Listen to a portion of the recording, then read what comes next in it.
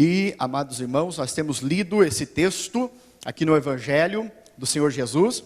Conforme escreveu João, ele vai falar nesse contexto aqui, nesse cenário, sobre a crucificação de Cristo. Os irmãos observarem, este capítulo 19 está tratando sobre esta crucificação do Senhor. E meus amados irmãos, especialmente no versículo 28 a seguir, aonde temos lido, o texto é claro, que Jesus então havia cumprido o quê? Primeiro, cumprido a vontade soberana do Pai, pela qual ele voluntariamente, espontaneamente havia se entregado. E segundo, toda a justiça, todas as profecias, certo? Todo o cumprimento profético havia ocorrido, tanto que o versículo 28, o evangelista João, que estava ao pé da cruz, vai dizer, vendo Jesus que tudo já estava cumprido ou consumado. Ele pede então, para que continuasse cumprindo a Escritura. Quem sabe o último texto, a última profecia, para que se cumprisse, Salmo 69, verso 21, que já estava profetizado, ele então pede algo para tomar. Ele diz que está com sede. E meus amados, o que esse texto nos diz? Ele fala da sua abnegação. Por quê? Porque primeiro, quando Cristo vai para a cruz, será que ele não estava com sede naquele momento? Com certeza ele estava com muita sede. Mas o que aconteceu? Basicamente, ele passou todo aquele processo de humilhação, mas ele não pediu nada para beber. Primeiro na cruz, ele intercede por seus inimigos. É isso que ele faz primeiro. Ele está mais uma vez retratando, esboçando o grande e eterno amor de Deus. Sabe quando nós seremos de fato abençoados? Quando nós deixarmos de pensar só em nossas necessidades, deixarmos de pensar só em nós mesmos, mas como já foi dito nessa noite, e como o Espírito já está falando, soprando aqui nesse altar, e é dito que, queridos, nós precisamos também ser instrumento de Deus, para que outras pessoas possam conhecer ao Senhor, através da nossa vida. Glória a Deus. Jesus deu esse exemplo, ele foi um exemplo de abnegação, ele se abnegou, aquilo que seria para ele, e pediu pelos seus inimigos. O Senhor fala várias frases na cruz, e ali ele retrata também, nessa expressão, pedindo algo, dizendo que está com sede, ele está falando da sua natureza humana, que como um homem que era plenamente humano, ele também sentia, como nós sentimos hoje, sede. E ele esboça essa condição. O que também nós entendemos, amados irmãos, é que quando Cristo, então, sente esse vinagre na sua boca, e a Bíblia diz que eles o serviram ali, com um instrumento. A Bíblia também vai dizer no versículo 30, que Jesus fala uma última frase. Ele diz assim, está consumado. Conforme a versão da sua Bíblia aí, ele vai dizer, está completado. Esta expressão, ela quer dizer que estava cumprido, ou seja, ela vai retratar no idioma do Novo Testamento, o chamado tempo perfeito. No nosso português, embora seja uma língua muito estruturada, uma língua muito boa, que alguns até acham um tanto difícil, devido à quantidade de detalhes da língua portuguesa. A língua portuguesa não tem esse tempo. Os irmãos que lembram lá do período da escola, que estudam até hoje, as professoras, enfim, professores que estão entre nós sabem, não existe o tempo perfeito. Quem estuda a língua inglesa sabe que no inglês até existe o tempo perfeito. Mas no grego, do Novo Testamento, existia o tempo perfeito. O que é o tempo perfeito? Basicamente ele está dizendo o seguinte, fala de uma ação que ocorreu lá no passado, uma ação que ocorreu ali atrás, já se completou no tempo, mas que tem uma importância, uma relevância para o presente, ou seja, que continua valendo para hoje. O que o texto está dizendo então? O texto está dizendo que os resultados da ação de Cristo ainda estão valendo até hoje. E se Jesus não voltar daqui 1000 anos, estarão valendo até aqueles dias. Por quê? Porque o sacerdote do tabernáculo, os irmãos sabem, ele não cessava de ministrar. Ele ministrava sacrifício após sacrifício, e não cessava de ministrar. Primeiro porque ele era um homem, e representava homens. Por isso ele podia ser mediador. E o sumo sacerdote também. Ele nunca se assentava. Todos nós sabemos que ele oficiava, ele ministrava em pé. Mas a Bíblia vai dizer, o escritor aos Hebreus vai ser contundente, vai dizer, ele entrou na presença de Deus, ofereceu esse sacrifício perfeito, completo, uma única vez, e disse, está consumado, e não precisa mais de outro sacrifício. Glória a Deus. Há pessoas, há grupos e há religiões que submetem o cristão a cumprimento de leis do Antigo Testamento ou outros complementos, mas a minha e a tua Bíblia vai dizer que ele cometeu o sacrifício perfeito, e não há mais necessidade de nenhum sacrifício. Enquanto o sacerdote humano continuava de pé, ele está sentado no trono, pois o seu serviço foi terminado, ele concluiu na cruz do Calvário, e está pronto a governar segundo, aleluia, a vontade do Pai. Oh, glória a Deus. Bendito seja o nome do Senhor. Ou seja, meus irmãos, o Senhor Jesus, ele trabalha com absolutos. Vamos lembrar de Mateus capítulo 4, versículo 4, quando a Bíblia vai dizer que Satanás no deserto vai tentar o Senhor Jesus. E quando ele tenta, usando a Bíblia, pois o diabo, ele continua fazendo isso, usando essa estratégia. Mas Jesus vai lhe dizer, está escrito também, nem só de pão viverá o homem, mas de toda a palavra que sai da boca de Deus. O que Jesus está dizendo? Está citando um texto de Deuteronômio. Aquele texto havia sido escrito aproximadamente 1500 anos antes de Cristo, antes daquele momento da história linear. Ou seja, Jesus estava lançando uma verdade que estava registrada na palavra de Deus para Satanás, porque ali está neste tempo presente. A Bíblia também vai dizer no Salmo 119, verso 89, para sempre, ó Senhor, a tua palavra está firmada nos céus.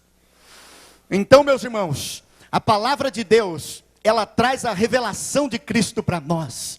Se nós lemos a Bíblia e não enxergamos Jesus como a figura principal deste livro, nós precisamos ter um encontro pessoal com Ele. Aleluia!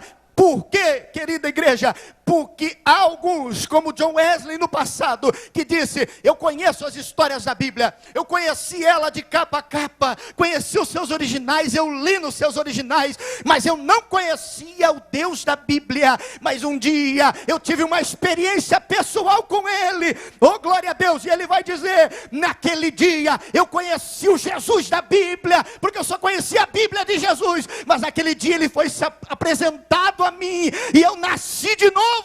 Glória a Deus. Mesmo sendo um religioso da época, mesmo ele falando de Deus, ensinando sobre Deus, ele não tinha tido um encontro com Deus, um encontro pessoal com Jesus.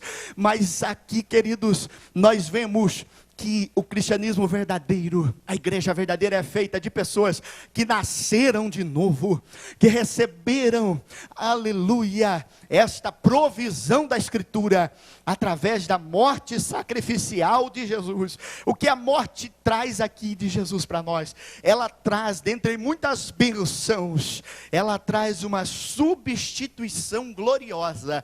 Ou seja, alguém deveria morrer pelo pecado. A tônica da história bíblica é essa, o ponto mais forte é esse. Há pecado, logo tem que haver sacrifício, para que a justiça do eterno, a justiça de Deus fosse compensada. De uma forma mais simples, Adão pecou com uma alma perfeita. O Senhor precisava, na justiça de Deus, Ele precisava de alguém que nascesse sem pecado, e que fosse tentado com a natureza humana, tendo assim sido tentado em todas as áreas, e oferecesse um sacrifício perfeito ao Pai, para compensar a justiça dele, que foi ultrajada, desmerecida lá no Éden. E o que acontece? Você percebe que homens bons viveram sobre a terra, mas eles não conseguiram ter a aprovação de Deus e apresentar um sacrifício perfeito. Mas aí nós sabemos que o próprio Deus, Deus Filho, ele se coloca na presença do Pai e diz: eu vou.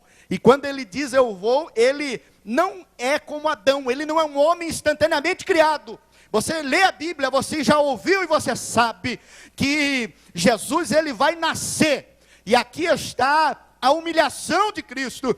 Ele não é simplesmente materializado como espírito que Deus é. Ele não toma um corpo humano e não se materializa, ou não se encarna instantaneamente. Não, ele é transformado do Deus da glória, do verbo que não foi criado, não foi gerado, mas é eterno, nunca nasceu, também nunca morrerá, do Deus eterno. Ele se transforma numa semente humana, e entra no ventre de Maria, e entra na barriga da virgem. Aqui está o início da sua humilhação. Mas não foi só isso. Isso faz parte do processo da humilhação. A sua maior humilhação, a sua maior prova de retidão, ou de entrega à vontade do Pai, é justamente a crucificação. Quando nós olhamos para a cruz, nós podemos ter certeza que na cruz está a maior prova do amor de Deus. Um dia alguém disse: você pode olhar nos dicionários da definição de amor, você pode ir na língua do Novo Testamento, que vai falar de pelo menos 4 palavras para 4 tipos de amor diferentes, mas se você quiser conhecer o verdadeiro amor, você deve e vai olhar a cruz do Calvário, e na cruz do Calvário você terá o principal conceito e definição de amor. Não há amor maior do que esse, diz a Bíblia, em dar a alguém a sua vida pelos seus irmãos. Aleluia, foi isso que Deus fez por nós. É por isso que quem nasceu de novo, quem é filho de Deus, ele vem para o culto e ele adora a Deus em toda a circunstância. É difícil adorar a Deus na adversidade, mas ele está aqui porque ele nasceu de novo. Na sua alma um gozo eterno, na sua alma uma alegria indizível, que palavras não podem descrever. E ele celebra o Senhor, aleluia, ele chora, ele levanta as mãos de muitas formas, de múltiplas expressões, ele o toma para celebrar o seu Deus. Aleluia.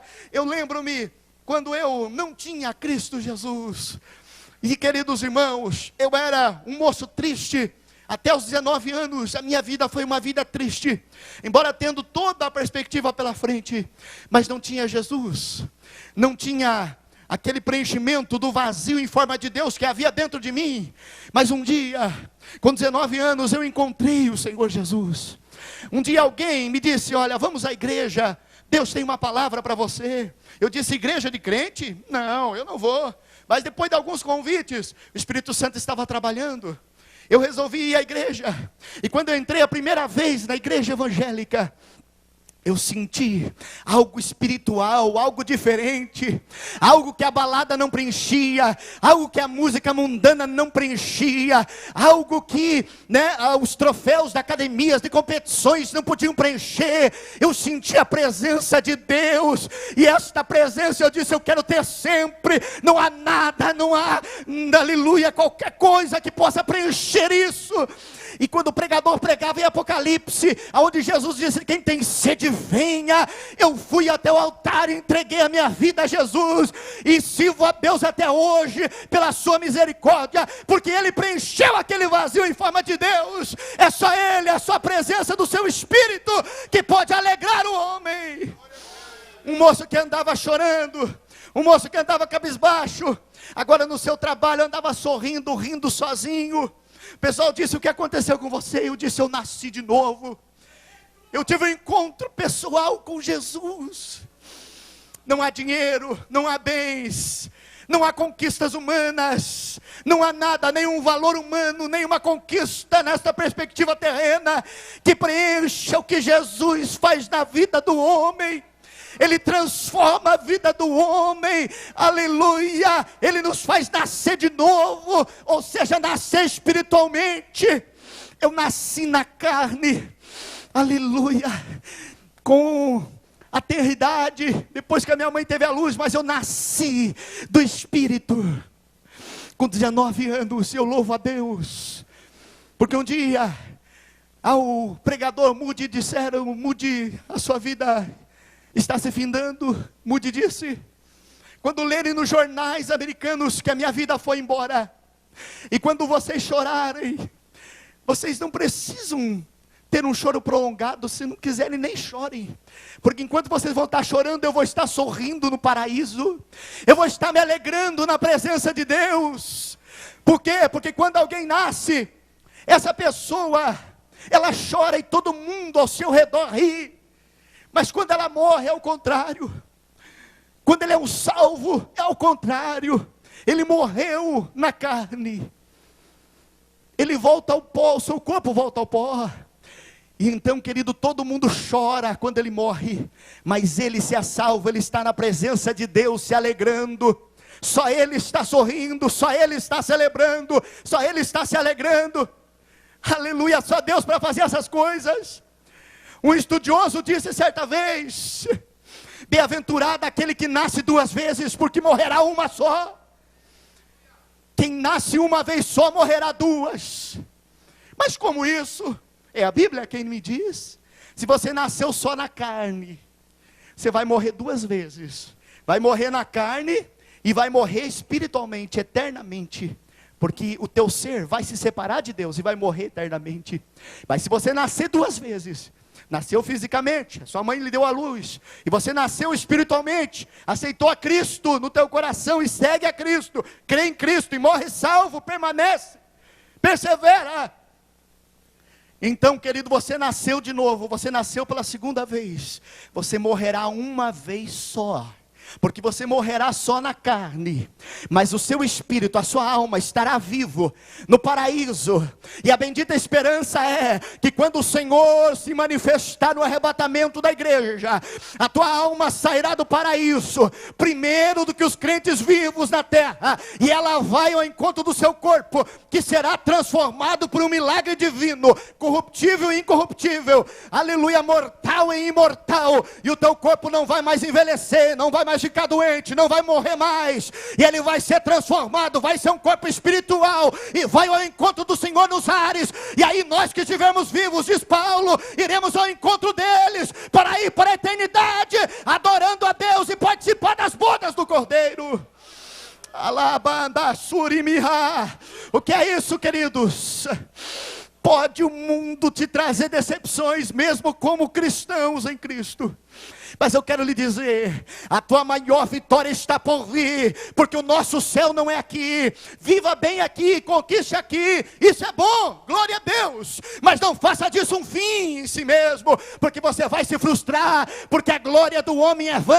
Mas querido, se você tem essa perspectiva de que o céu não é aqui, um lugar melhor nos espera na presença de Deus, levante a mão, celebra o Senhor.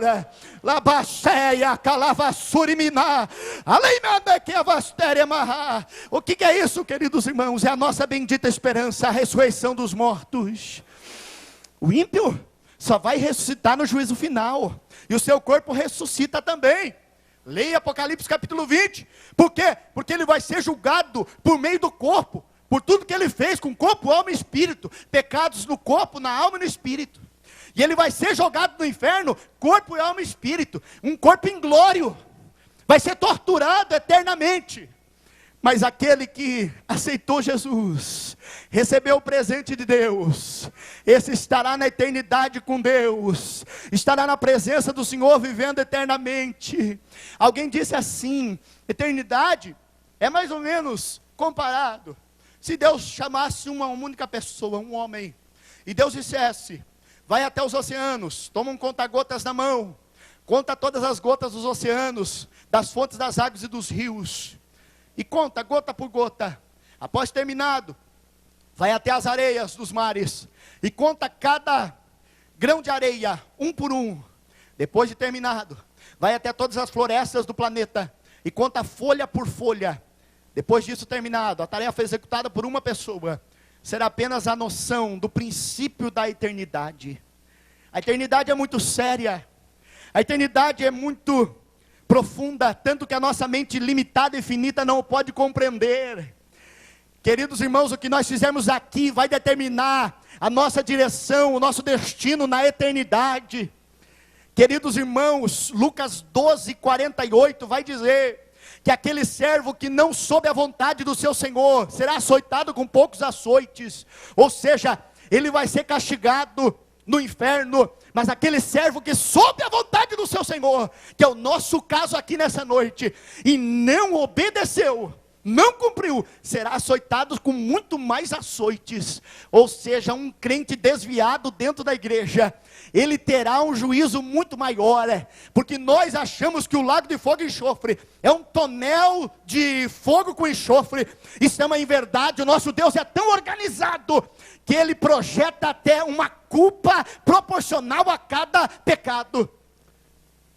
É claro que o mais simples ladrão vai para lá também, como o maior dos ladrões, mas quanto maior o pecado, maior será a culpa, maior será a punição.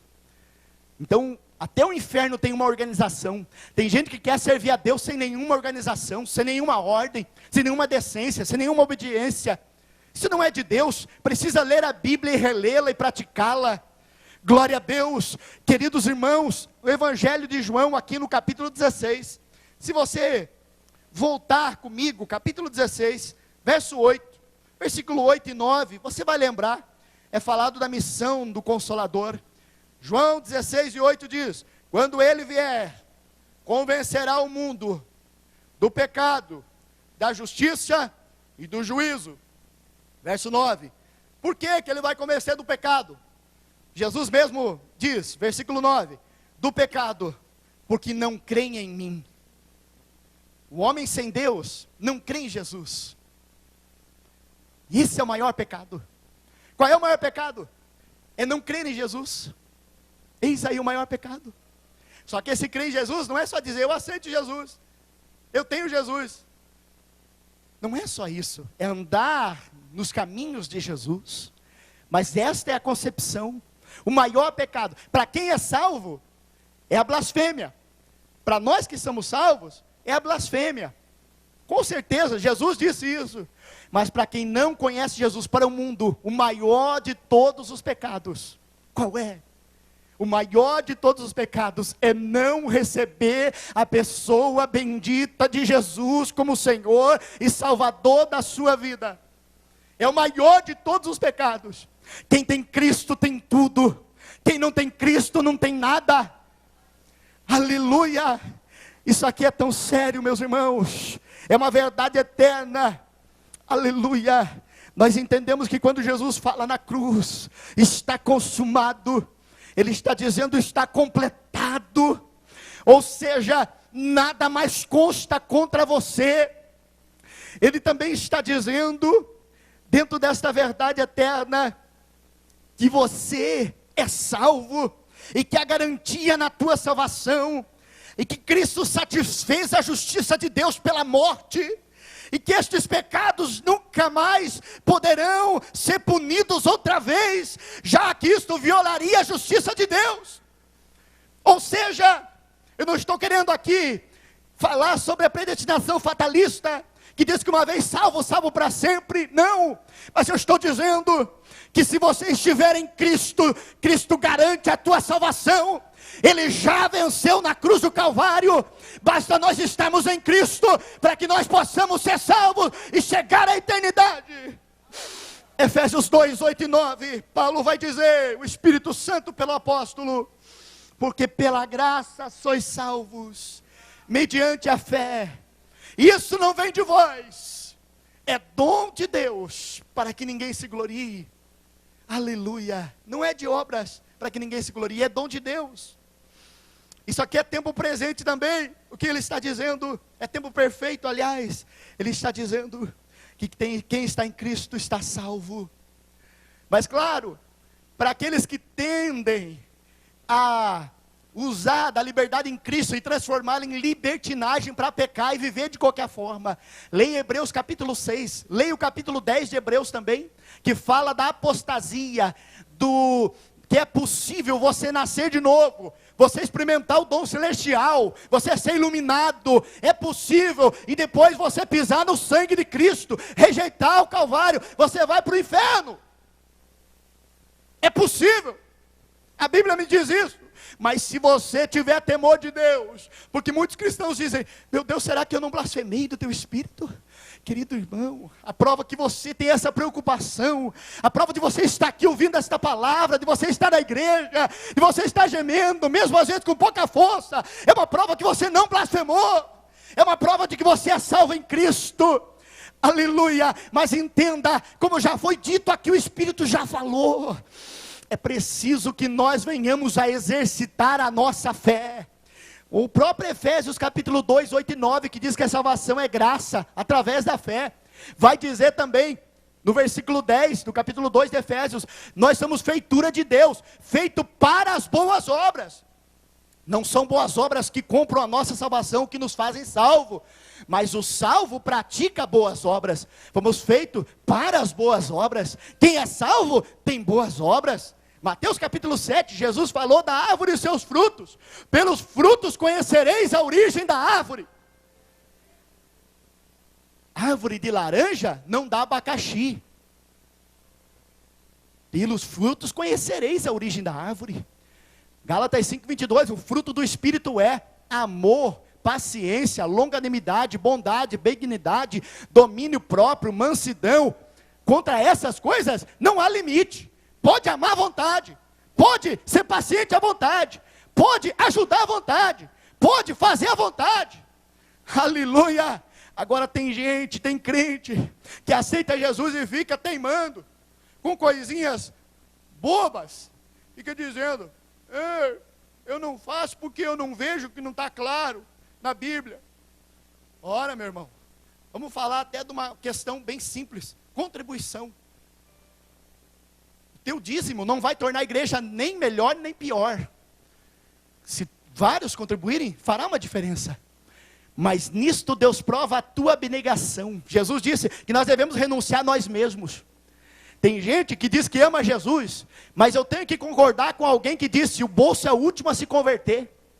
Eu creio em algumas partes do Evangelho, da Bíblia e das Escrituras, mas quando aquilo me é conveniente, quando aquelas partes da Bíblia não me são convenientes, aí não. Aí é Antigo Testamento, aí é outro contexto, aí é outra situação. Eu conheço todas as teorias sobre contribuição, ou quase todas elas, e digo para você, o crente que não contribui, é um crente que coloca o seu materialismo acima de todas as coisas, a não ser que ele não foi ensinado ainda. Aí é outra coisa. Por isso que precisa de discipulado e tantas outras coisas. Mas o crente que ainda não se libertou, irmão.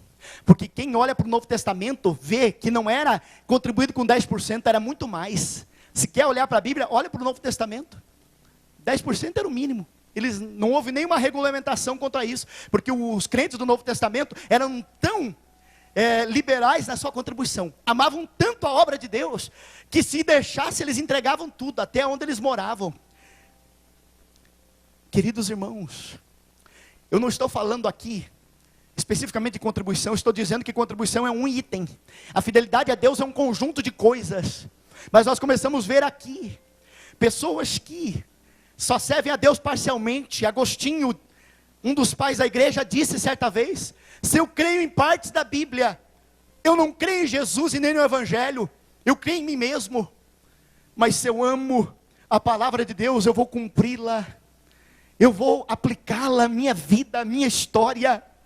Querido, o que Jesus fez por nós, eu posso, se eu quiser, compensar, trabalhar 24 horas por dia, se eu tivesse condições orgânicas, físicas, emocionais, de fazer. Mesmo assim, eu não poderia pagar a tão grande salvação que Ele fez por mim. Então quem é grato a Deus, quem ama a Deus, ele se entrega a Deus, com um culto racional. Ele sabe que o seu culto não é só aqui na igreja, ele adora a Deus lá fora, ele adora a Deus dentro da casa dele, ele adora a Deus quando acorda, ele adora a Deus quando pensa, adora a Deus quando raciocina, adora a Deus quando fala, adora a Deus quando paga suas contas, e o nome de Jesus é glorificado. Eu termino aqui nessa noite dizendo para você, queridos irmãos, que quem é Jesus para nós, se nós tivermos a resposta correta, isso vai imperar na nossa salvação eterna, na nossa felicidade eterna. Certa vez Jesus perguntou, quando os discípulos estavam em Cesareia: que diz o povo ser o filho do homem? O povo não tinha salvação. Eles diziam que era João Batista, que havia ressuscitado. Outros diziam ser um dos profetas. Aí Jesus disse: e vós, quem dizeis que eu sou? Aí eles disseram: tu és o Cristo, Pedro, o Filho do Deus vivo. Quem é Jesus para você? A sua resposta pode refletir a sua felicidade eterna. Queridos, em João 17:3 é dito assim, Jesus vai dizer: e a vida eterna é esta. E a vida eterna é esta. Qual é? Que te conheçam a ti, o único Deus verdadeiro, e a Jesus Cristo, a quem tu enviaste. Aleluia. Conhecer Jesus aqui, esta palavra não é apenas visualmente, porque senão ninguém aqui seria salvo. Mas conhecer aqui, a palavra para conhecer é relacionamento. Aqueles que não andam por vista, mas creem por fé, andam por fé, estão aqui nesta noite. Eu louvo a Deus por esta igreja, porque ela ama e conhece a Jesus por relacionamento. Aleluia, isso é o mais importante. Oh, bendito seja o nome do Senhor. Queridos irmãos, Martinho Lutero conta que quando ele, no ápice da reforma, no ponto mais alto, no dia que ele iria enfrentar o cardeal de Roma, que ele iria enfrentar as autoridades civis da sua época, quando ele iria confrontar o sistema, o que acontece? A história diz, Martinho Lutero vai contar, que ele teve uma luta com o diabo, e o diabo disse: Lutero, você é um fracassado, você é pecador, lá atrás você já fez isso, fez aquilo, aquele outro, e trouxe uma lista de argumentos. Mas a bibliografia, a história do Lutero vai dizer que ele usou um argumento e disse: diabo, acrescenta na tua lista o sangue de Jesus. O sangue de Jesus me purifica de todo o pecado. E o diabo fugiu dele quando ele o resistiu. Ou seja, meus irmãos, quando Jesus disse: está consumado, Lutero um dia leu em Romanos e ele percebeu que a fé, aleluia, ela vem de Deus para nós. E quando ele percebeu, ele creu e ele nasceu de novo, e ele usou a palavra contra Satanás, e ele fugiu da presença de Lutero. Ou seja, meus irmãos, porque nada mais consta contra nós. Pastor João Seno pregou uma vez, e eu guardei, ele disse, a Bíblia vai dizer em Miqueias, que Deus pega os nossos pecados e lança no mar do esquecimento. Se você pegar o Everest, ele vai ter quase 9 quilômetros, não é isso? 8.882 metros de altitude. Mas o oceano, em algumas partes do Pacífico, chega a quase 11.000 metros de profundidade. Então uma dimensão grande. Por isso que Deus usou um simbolismo para dizer: eu tomo os vossos pecados e eu lanço no mar do esquecimento. Aleluia.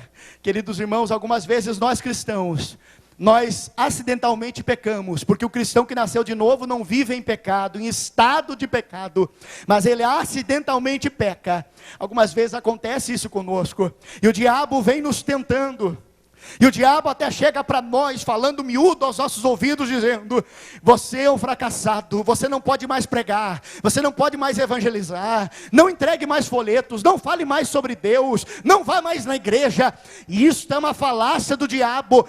Dobre o teu joelho, o joelho do coração, se humilhe, diga: Deus, eu não quero mais pecar, me perdoa. Por quê, querido? Porque o teu pecado já foi apagado. Quando você pede, Jesus perdoa, Ele justifica. Então você pode se levantar e usar esta palavra contra a tua consciência, contra o diabo, contra os dardos inflamáveis do maligno. Use a palavra tem poder. Use a palavra e você vai ser um crente vencedor em nome de Jesus. Aleluia. Com a permissão do pastor, esteja em pé. nós queremos orar. E a primeira oração que nós queremos fazer é para pessoas que estão aqui no nosso meio. E pessoas que, quem sabe, você ainda não aceitou a Cristo. Você pode dizer, não, mas eu amo a Cristo. Mas eu estou falando aqui de nascer de novo. Eu estou falando de confessar a Cristo como teu Salvador pessoal. É trocar de religião? Não. Ninguém troca de religião e é salvo. Não. Religião é religar com Deus. É uma expressão humana, uma forma humana de reatar com Deus. Mas o que salva o homem é o Evangelho de Jesus. Eu quero lhe convidar. Vem à frente. Nós não vamos derrubar você, não vamos colocar as mãos sobre você. Você vai vir aqui, no teu coração você vai dizer, eu amo Jesus, eu quero seguir a Jesus a partir deste momento, a partir da ministração da sua palavra.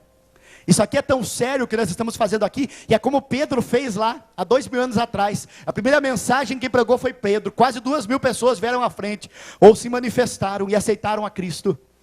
Porque quem ainda não aceitou a Cristo é uma criatura, e Deus é criador, é réu e Deus é juiz.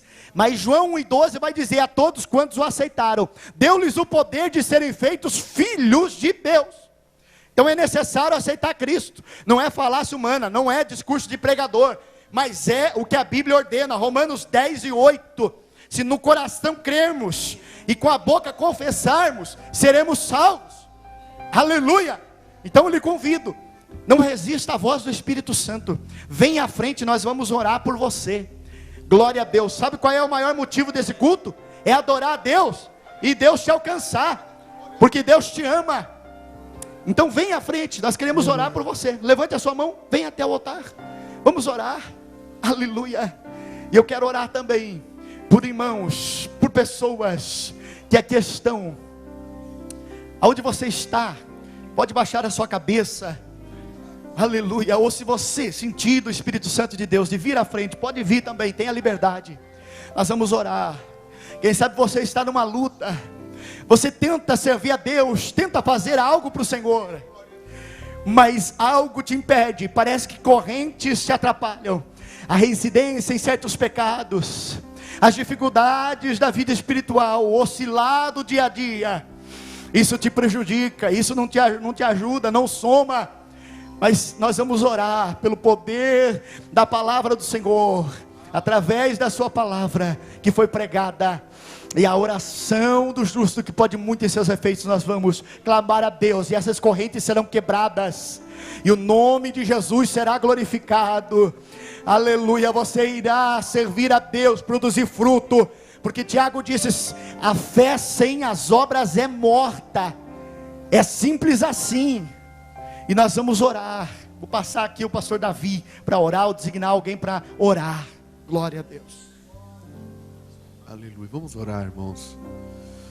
Meu Deus e meu Pai, depois de ouvirmos, Senhor, a Tua poderosa palavra, Senhor Deus, eu tenho certeza que essas palavras não foram em vão. Muitos terrenos férteis, Senhor Deus, foi encontrado aqui. Tenho certeza que essa semente, Senhor, que é a sua palavra, caiu em muitos corações sedentos e famintos. Senhor Deus, não deixe nós perder o nosso tempo aqui dentro da sua casa. Ó Deus, no nome de Jesus Cristo, que o Senhor venha renovar as nossas forças, que o Senhor Deus venha trabalhar em cada coração. Dai-nos um despertamento, Senhor. Desperta-nos. Desperta-nos, ó Deus, para ganharmos almas. Desperta-nos. O mundo precisa ouvir a nossa voz. Desperta, Senhor. Assim como o Senhor avivou, Senhor, aquela igreja do primeiro século, a igreja dos Atos dos Apóstolos, é a mesma igreja, é o mesmo Espírito, Senhor Deus, e nós estamos reunidos aqui nessa noite, no nome do Senhor Jesus Cristo. Aleluia, aleluia. A graça é um ponto de encontro, lugar onde os fardos se espalham no chão, onde todo que chegado tranquilo descansa o seu coração. A graça se explica em uma cruz. Lá eu posso entender o que o céu me traduz. A morte era minha sentença,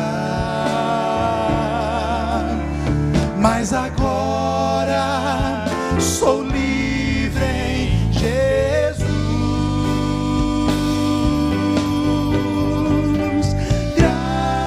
Graça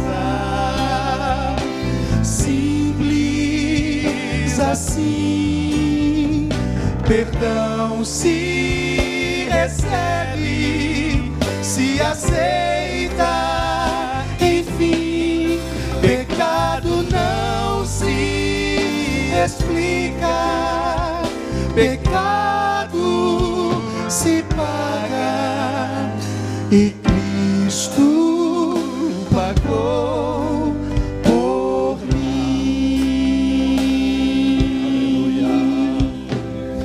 Oh, aleluia. Aleluia, Jesus quer completar a obra em você. Aleluia, Ele completou na cruz. Mas quem sabe precisa ser completado na tua vida. Tem algo que o Senhor quer completar, alguma coisa que ainda precisa ser feito na tua vida.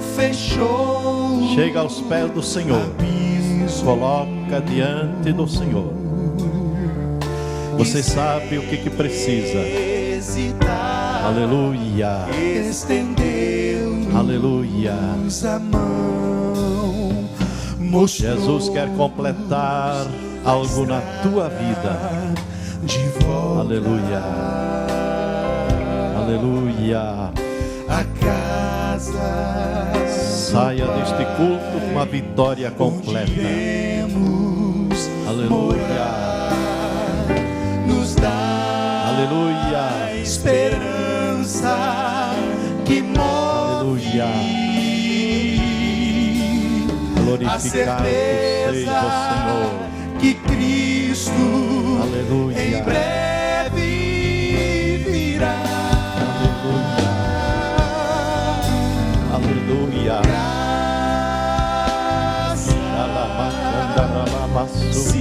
Simples assim, perdão se recebe, és tu, ó Deus. se aceita, Santo és tu, pecado Senhor. não se explica. Conhece o ser humano por dentro e por se fora. paga e Cristo Diante de ti ninguém se esconde.